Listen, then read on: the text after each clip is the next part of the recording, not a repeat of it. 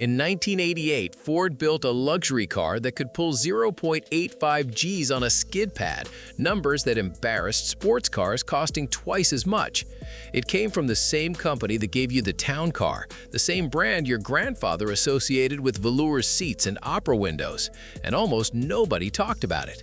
This is the story of the 1988 Lincoln Mark 7 LSC, and by the time we're done, you'll wonder how you ever forgot it existed. What if I told you that one of the most capable performance luxury cars of the entire 1980s wore a Lincoln badge, not a BMW, not a Mercedes, a Lincoln, built in Wixom, Michigan by people who were tired of losing?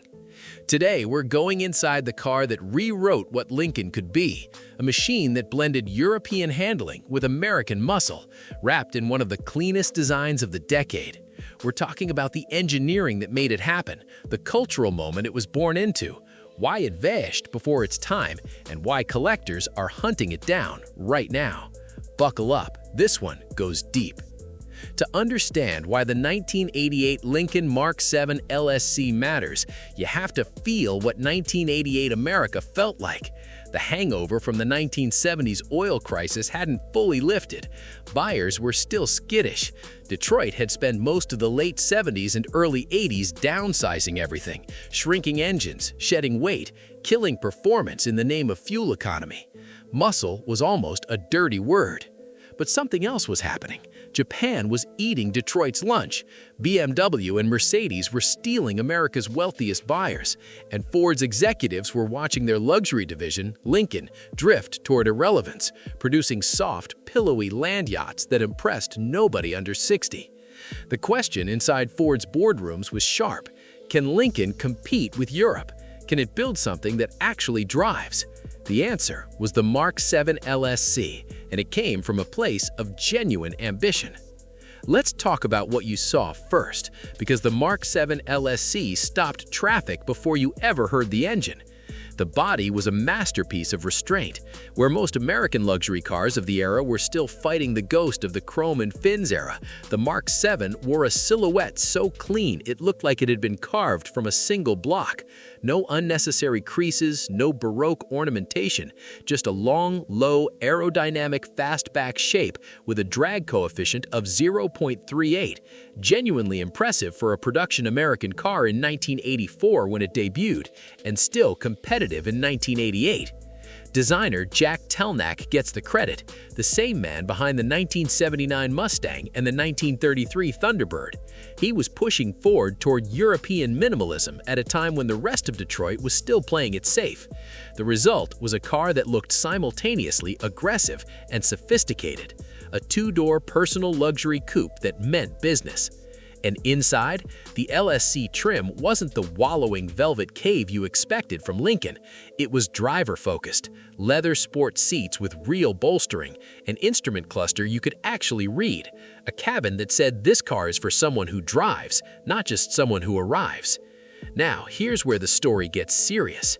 Under the hood of the 1988 Lincoln Mark 7 LSC sat a 5-liter high-output V8, the same basic engine family powering the Mustang GT. But Lincoln didn't just drop it in and call it a day.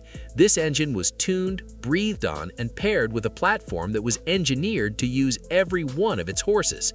Output: 225 horsepower and 300 pound-feet of torque. Those are not revolutionary numbers by today's standards, but in 1988, in a luxury coupe, they were a statement. What made the LSC genuinely special wasn't just the power, it was the chassis. Lincoln fitted it with a fully independent rear suspension, 4-wheel disc brakes, and a handling-tuned version of Ford's air suspension system. Every corner of the car rode on air springs that adjusted automatically to load and road conditions. The result was a car that car and driver tested at 0 to 60 in 7.0 seconds flat and recorded that 0.85 G skid pad figure.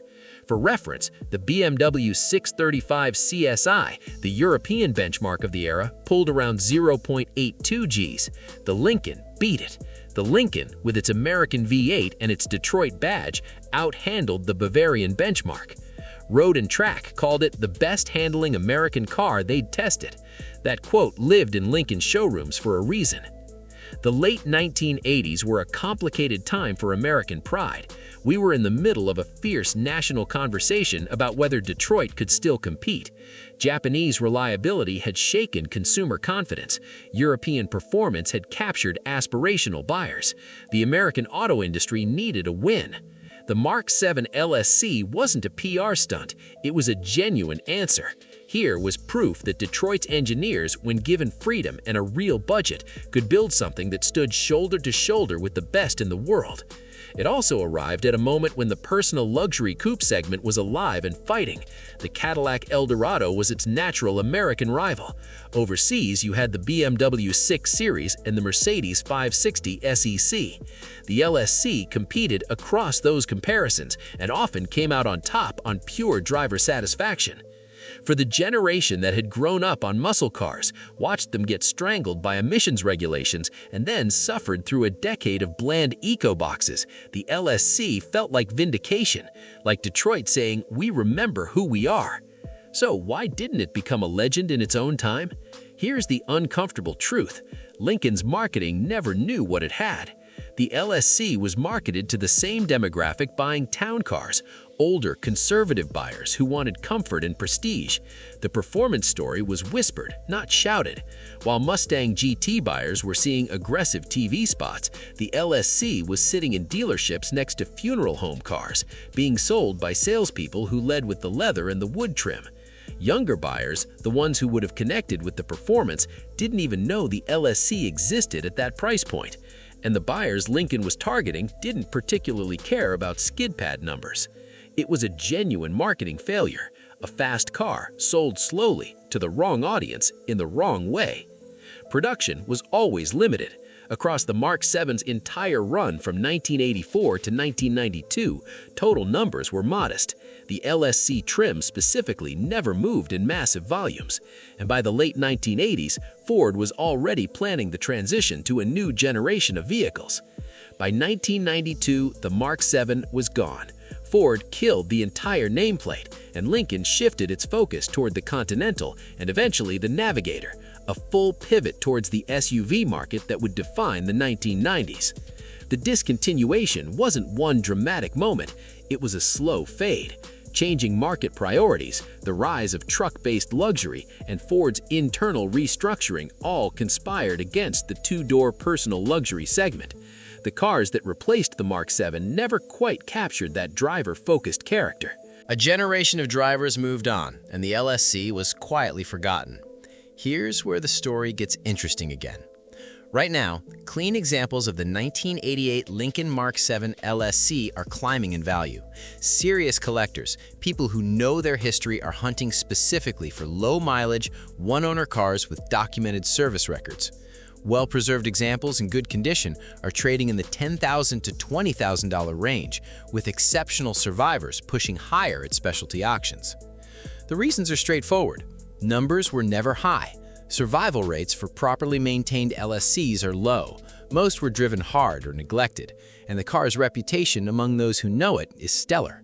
Automotive journalists who drove them in periods still talk about them with respect. The LSC has also benefited from the broader rediscovery of 80s American performance.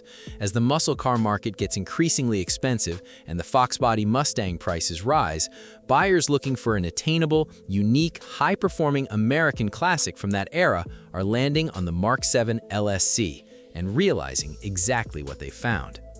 Here's the detail that almost nobody knows, and it's the one that reframes the entire story. The Lincoln Mark 7 LSC's air suspension system was genuinely innovative, so advanced that Ford used the development knowledge from this platform to inform future performance vehicle chassis work. The engineering done for a Lincoln luxury car helped Ford's engineers lessons they applied elsewhere. The car that seemed like a footnote was actually a test bed, a real-world laboratory wearing a luxury badge. The LSC wasn't just good for its era, it was quietly building the foundation for what came next. Detroit doesn't always get credit for its engineering ambitions, but sometimes the most important work happens in the cars nobody's watching. The 1988 Lincoln Mark 7 LSC was never the loudest car in the room. It didn't have a famous racing pedigree. It didn't star in a blockbuster movie. It didn't get the marketing campaign it deserved. What it had was better. It had substance, genuine, measurable, documented performance that held up against the best in the world, and a design clean enough to still turn heads today. If you ever spot one at a car show or a Sunday morning cruise-in, stop. Walk around it slowly. Look at that roofline. Think about those skid pad numbers. Remember what Detroit was up against in 1988. Then appreciate what those engineers actually built. This was Lincoln refusing to be forgotten. And honestly, it worked. Just on a delay. If you found this story worth watching, subscribe, because we cover exactly these kinds of cars, the overlooked, the underrated, and the ones history almost got wrong. And drop a comment below. Did you ever see a Mark 7 LSC in person? Did someone in your family own one? Tell us. Those stories matter, and we read every single one.